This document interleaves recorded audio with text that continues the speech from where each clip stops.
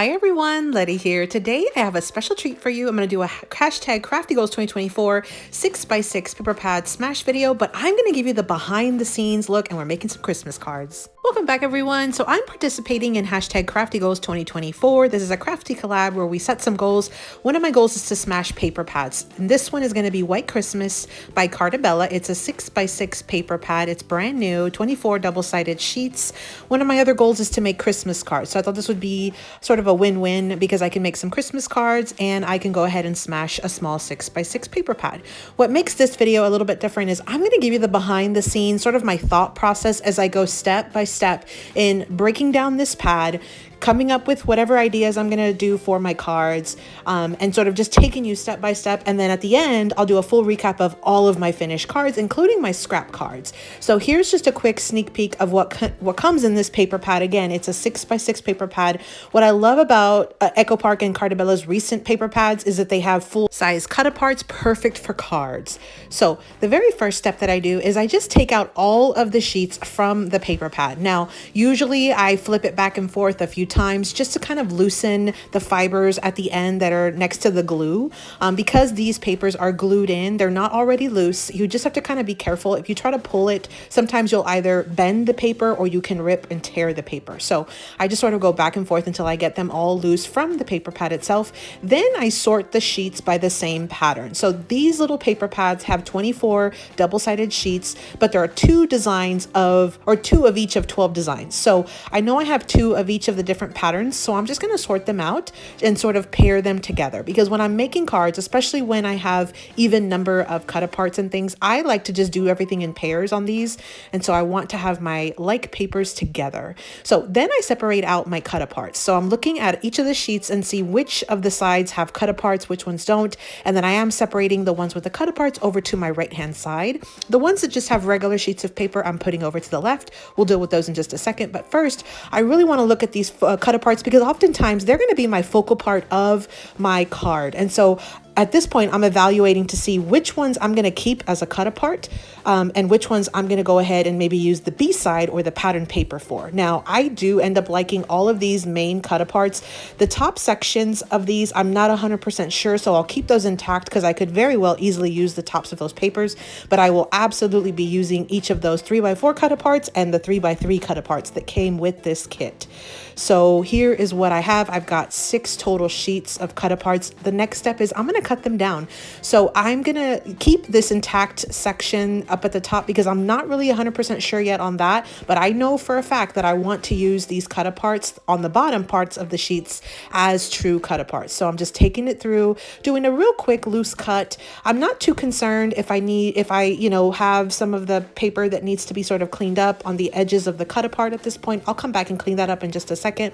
The main step I wanted to get done was just getting these cut aparts taken apart, because that's my first step. Once I do that, I am pot committed. I know that I am committed to the cause and I'm going to use them. So I'm just kind of taking off the top branding strip, which is with that little hole up at the top, the hang tag, getting my cut aparts separated, and then I will come back later and just clean them up before I finish using them. But I really want to just see what I have to work with. So those are my scraps so far. And then I have my cut aparts. I have 8 small ones that are 3x3 inches. And then I also have 8 of the larger 3x4s. So here's what I have. And I do know that I definitely want to get some cardstock mats for those 3x3s. So the next step is go ahead and cut out some of your coordinating cardstock mats. I know on my sketches, I'm going to want to have a matted layer behind these 3x3s because they're a little smaller.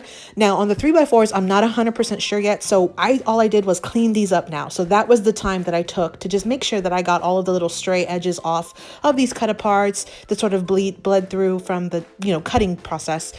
I also cleaned up the tops of my sheets of paper. I did leave the hole on. You can see that. I did not remove that. I didn't cut it down to a 6x6. I left it, but I did remove all that excess glue. So oftentimes when you pull a sheet from a 6x6 pad like that, you're going to end up with extra glue. So I just am taking the step to prep my papers, cut them down. The next thing I'm doing is pairing my papers with my cut aparts. Now, you can always change your mind later on as you go through that process. But for right now, what I want to do is just kind of get a rough match of what I want to use as far as papers and cut aparts, as far as combos. So I saw that one with the ornaments. I thought those would pair great. This one has like a street lamp. So I'm thinking that these would probably pair great with like one of these village sheets of paper. But there's there's a couple different options here because I think it would even work with the little snowman, or it could even work with these other sets of village paper. So again, nothing is set in stone. I'm just sort of loosely matching things up, seeing what cut aparts would go with which types of papers. Now this with the Santa could go with lots of different papers, but I really like this Santa carrying a tree paper to go with these. And I have two options with cut aparts. So again, I'm going to go through, kind of pair everything up. I'll come back in just a second and show what I ended up with, but you'll see here I've got all my different cut aparts and I've got lots of papers. Let's pair them up real quick.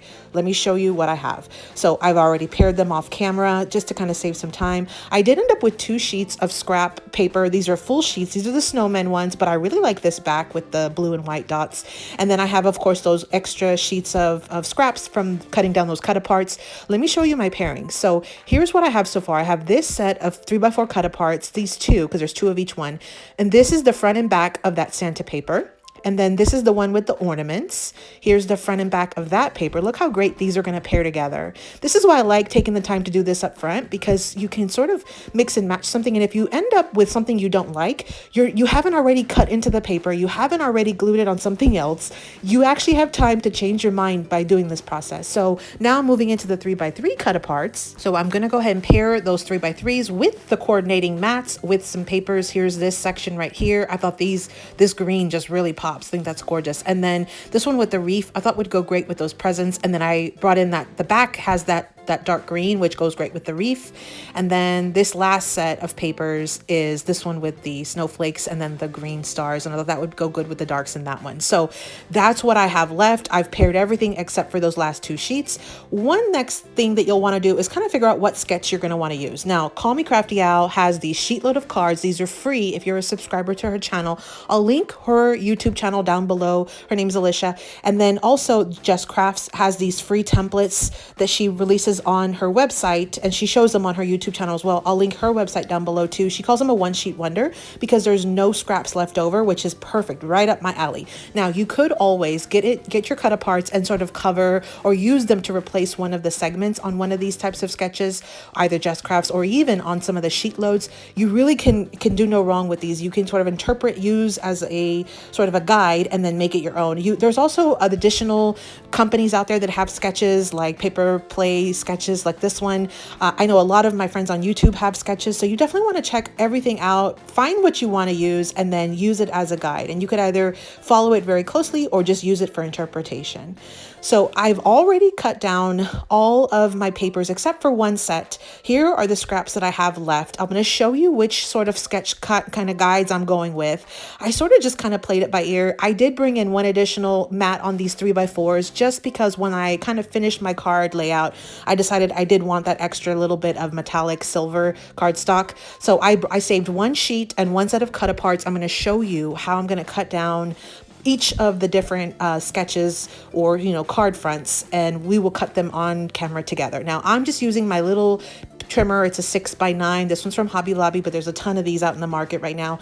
One of my subscribers had asked a question on which cutter I use. This one's the Caterpillar Crop. I had picked this one up when I was at an all-day crop with my friend Toby, who's Bitty Penny. I will see if I can find this, and I'll see if I can link it down below, but otherwise that's the name of it. It goes to 17 inches on the wide side, and then on the height it goes past 12 inches. So you can definitely use your 12x12s for this. It is a rotary cutter. It has a light function, so it's actually pretty neat. And so the light function helps, like if you are going to be cutting some paper and you're not really sure where that guide is at. You can't see it here, but I'm going to turn it in a second. So you can kind of see here. You see where you can see the actual line of where to cut, because you can see where the light stops. That's basically how that works. And so it's a pretty neat cutter. I have enjoyed using it. I like that it's metal on metal, so I don't have to worry about buying replacement blades. So again, I'll see if I can find something and I'll link it down below. But let's start with the 3x3 cut apart. So what I decided on was making a large A2 mat, again, sort of just my go-to. And then I cut down the rest of the scrap, and then I'm going to go ahead and add my cut apart right to the front. And you'll see that I did have that little scrap strip left over. I'm going to add that to the inside of my card and have just a tiny little piece left over that I'll use on my scrap cards. So I have my 3x3 cut apart and the mat. So what I'm going to do is cut at 5 1/4 on the 6-inch side with the top to the top. And you notice I did leave the hole on my paper. My goal is just to try to use up as much of this paper as possible. So I left that hole. I have that scrap. I'm going to use that for the inside. Now with that hole, I'm going to go ahead and rotate it one time to the right, and the hole is going to be to the right hand side. I'm going to go ahead and cut a large mat that's 4 inches. So I'm going to cut at 4 inches on the 6 and plus side, the longer side. So I'll have a 4 by 5 1/4, and then I'm going to have my section that has the hole, and that's a little over 2 inches just because the paper is a little bit taller. You see here, I'm going to just flip them and put them right on top, and I'm going to cover that hole with my cut apart pair. So don't be afraid that you cannot use the section with the hole. Just cover it up. Easy peasy. So then my second one is the 3x4 cut apart. Here's what I'm going to do with this one. So I'm going to go ahead and I'm going to take with the hole to the top, and I'm going to go ahead and cut it at 4 inches on the 6-inch side. So again, it's upright, top to the top, holes at the very top. I'm going to cut it at 4 inches, and I'll end up with the 2-inch strip. Now this is part that will be an actual scrap, and you could turn it into a bookmarker or some other project. I'm going to use it for scrap cards.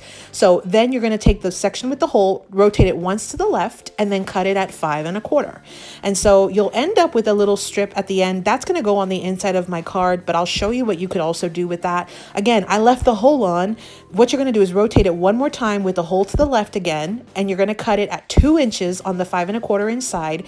So I'm basically just cutting my A2 mat in half, or sort of in half, and the hole now is going to move to the bottom section of the front of my card. Because if it's at the top, it's a little harder to kind of conceal, but if it's at the bottom, right in the middle, that makes it super easy, because guess what? We're going to just go ahead and cover it with the set of cut aparts right on the front. But again, if it was at the very top, it would be hard, but in the middle, super easy. So that's what we're doing with this. Now, if you wanted to use that extra scrap and you did not want to put it on the inside, you could mix and match with some of your other papers and put that right on top just to kind of give you some separation right there, and then go ahead and layer your cut apart right on top. That's definitely an option.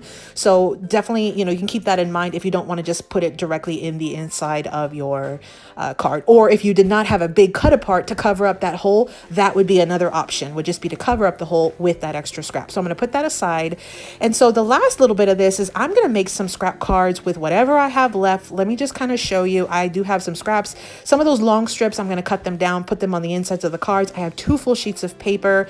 I'm off camera gonna finish making those cards, and then I'll show you what I actually have left. So before I do a full recap, let me show you. I've already sort of pre-made my cards here. I added the scraps on the inside, have a little bit of a strip left over. I put on my scraps, and then here are all how my cards turned out for my sort of upright cards here with the 3x4 cut aparts.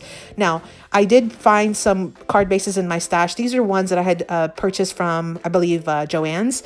And then I will end up making 6 cards with these scraps. So I have 2 full sheets, and then a couple of additional like little hole tags or hang tags, and then also some 2-inch scraps here. And again, just a spoiler alert, I'm going to end up making 6 cards with what you see right here on camera. I am going to make them off camera, but before I do, let me show you. If you have these little scraps that you had cut off from the inside, you could easily cut this in half and cover up the seam without even having a full paper go across from left to right. You could very easily cut that down.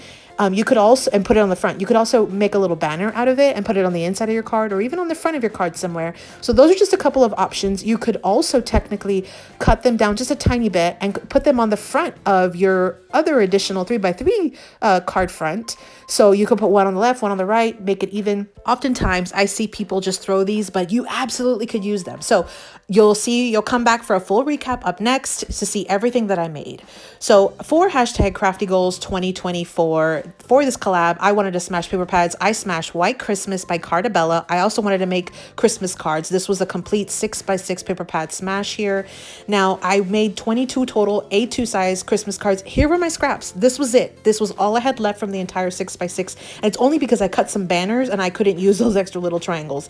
I did bring in the Joann's card bases. I brought in some stickers from Dollar Tree, some die cuts from Hobby Lobby from a couple years ago. These are some cute Santas, some some little jemmies that were in my stash. So that's the additional items I brought in aside from that paper pad. Again, 22 total cards. Also brought in some glossy accents. Look at the shine that the glossy accents does to the front of the card. I'll try to show you a little bit more, but it really is a game changer. I added the scraps on the insides of these cards. Let me show you again. Look at that shine. I mean, it's just gorgeous. So I didn't even have to add any additional embellishments because all I did was add the glossy accents to some certain areas. You can see there on the tree and then on like the windows and things. On this one, I did the berries, and then I did a couple of like inside the like little dots inside the snowflakes. So I did end up with 2 of each card. These were my 3x3 cut apart cards, sort of a horizontal layout. The first set I did, I got 8 of those. Then I got 8 of the vertical ones with the 3x4 cut aparts. Look at the shine. Look at that. That's glossy accents. You just add the glossy accents, and then it says to let it dry overnight. So I do, or 24 hours. I do usually craft at night, and then by the morning, they're completely done. So here is the next set. I add little dots to the Christmas tree. I don't know if you can see it there. Kind of see it, but I added little dots onto the Christmas trees, and then on the snow I added some glossy accents. These are such easy cards. Cut apart cards are some of my favorite because they're so easy to make. You can mass produce them, and you really don't even have to think about them while you're making them. So those were 16 cards, the initial cut apart cards. Then I made scrap cards. So here's the first set of scrap cards from that snowflake paper, or the snowman paper. I did add some little scraps of the metallic cardstock. I added some snowflakes and some jemmies and a sentiment that was in my stash, popped it up on some foam dimensional tape, added some scraps onto the inside of my cards. This is how I was able to get basically no scraps because I just added them to the insides of my cards. And so I did only put a thin strip of some metallic cardstock on the left and right, and then sort of filled it in with some additional layered paper behind it. Here are the last 2 sets of cards. So remember, I had those 2-inch strips, and then I also had the top sections from the cut aparts. I basically cut those down into make squares, layered them on some cardstock mats, popped up some little Santa images on top, added some enamel dots, and then I added it all onto a metallic cardstock mat, added those little banners on the inside. That's where I got those scraps from. I cut them into little banners, and then I had those few little paper scraps left over from these. Otherwise, this would have been a complete no scrap, project had I just added the scraps straight into the insides. But that's what I wanted to do, was make those little banners. So 22 total A2 size Christmas cards from one 6x6 paper pad smash. This was White Christmas by Cardabella and Echo Park. And again, this was for hashtag Crafty Goals 2024. Let me know in the comments down below if you prefer to see all of the behind the scenes like you just saw in this video, or if you'd rather just see the finished cards. I hope you got some inspiration today. As always, happy crafting.